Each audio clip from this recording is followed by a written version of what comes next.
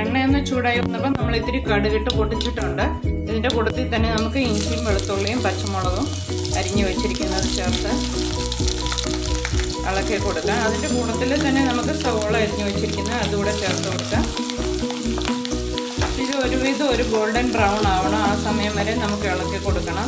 അപ്പോഴായിരിക്കും അധികം ഒരു കുഴഞ്ഞു പോവാതെ കിട്ടുന്നത്. അപ്പോൾ നല്ലതുപോലെ ഒന്ന് നമുക്കിത് വഴറ്റിയെടുക്കാം. നമ്മുടെ സവാളയൊക്കെ ഇതുണ്ടോ ഒരുവിധം ഗോൾഡൻ ബ്രൗൺ ആവുന്നുണ്ട്. ഒരുപാട് ക്രിസ്പി ആയി പോകണ്ട. അപ്പം നമ്മുടെ സവാളയൊക്കെ ഇതുണ്ട് ഒരുവിധം ബ്രൗൺ ആവാൻ തുടങ്ങിയിട്ടുണ്ട്. ഈ സമയത്ത് നമുക്ക് ഇത്തിരി മസാല ചേർത്ത് കൊടുക്കണം. അപ്പോൾ 1 സ്പൂണ് കാശ്മീരി മുളക് പൊടി ചേർത്ത് കൊടുക്കാം. ഒരു 1/4 സ്പൂണ് മഞ്ഞൾപ്പൊടി കൂടി ചേർത്ത് കൊടുക്കാം.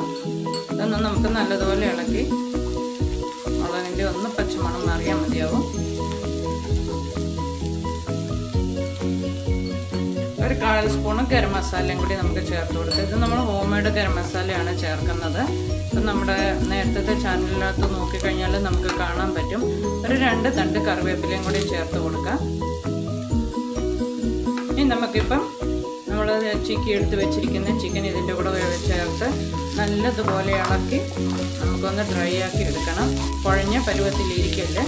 നമ്മൾ ഉപ്പ് ഇട്ടിട്ടാണ് നമ്മൾ ചിക്കൻ വേവിപ്പിച്ചെടുത്തത്. ഉപ്പും കുരുമുളകും മഞ്ഞളും ഇട്ടതാണ്. അതുകൊണ്ട് ഇനി നമുക്ക് ഉപ്പിടേണ്ട ആവശ്യം വരുമില്ല. എങ്കിലും ലാസ്റ്റ് ഒന്ന് ചെക്ക് ചെയ്ത് നോക്കിയാൽ മതിയാവും. അപ്പം നമുക്കിത് നല്ലതുപോലെ ഒന്ന് തോർത്തിയെടുക്കാം. ഇതിപ്പം നല്ല റെഡി ആയിട്ടുണ്ട്. ഇതുപോലെ തന്നെ നല്ല തോർന്നിരിക്കണം. ഒട്ടും കുഴഞ്ഞു പോകരുത്. അപ്പം നമുക്ക് ഗ്യാസിൻ്റെ ഫ്ലെയിം ഒന്ന് ഓഫ് ചെയ്തിട്ട് നല്ലൊരു സെർവിങ് പ്ലേറ്റിലോട്ട് ഇത് മാറ്റാം. അപ്പം നമ്മുടെ ചിക്കൻ പൊരിച്ചത് നല്ല റെഡി ആയിട്ടുണ്ട്.